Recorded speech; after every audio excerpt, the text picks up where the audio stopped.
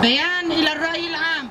مؤتمر ستار في منطقة الحسكة وضمن الحملة العالمية للمطالبة بالحرية الجسدية للقائد عبد الله أوجلان، وبعد مرور 26 عاما على المؤامرة على القائد، والتي شاركت فيها الدول العالمية بالتعاون مع الاستخبارات الداخلية في تركيا والعديد من التنظيمات والاستخبارات الدولية، حيث تعتبر سياسة العزة المفروضة مخالفة لاتفاقية جنيف والقانون الدولي والإنساني.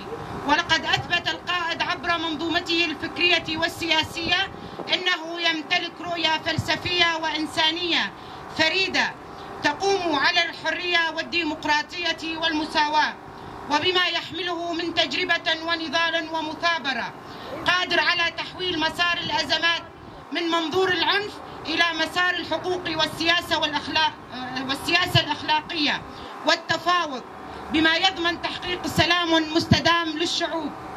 إننا نؤكد رغبتنا الحقيقية في اللقاء بالقائد عبد الله أوجلان، ونشيد أن هذا اللقاء يترجم إدارة نخبة المكونات السورية، ويعبر عن الأهمية القصوى لتطبيق القانون الدولي ومبدأ التفاوض لحل القضية الكردية، التي تشكل مفتاحا أساسيا لحل العديد من القضايا وتعزيز مسار الديمقراطية في الشرق الأوسط.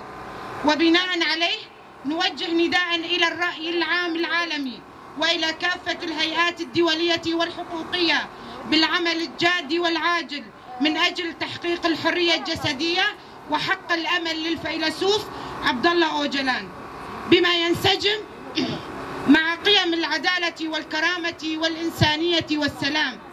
وباسم جميع الحركات النسائية نطالب بالحرية الجسدية للقائد، لأنه الشخص الوحيد الذي آمن بحرية المرأة، حيث قال: بالنسبة لي حرية المرأة أهم من أي شيء آخر، والمرأة الأكثر جمالا هي المرأة التي تعيش بحرية أكبر.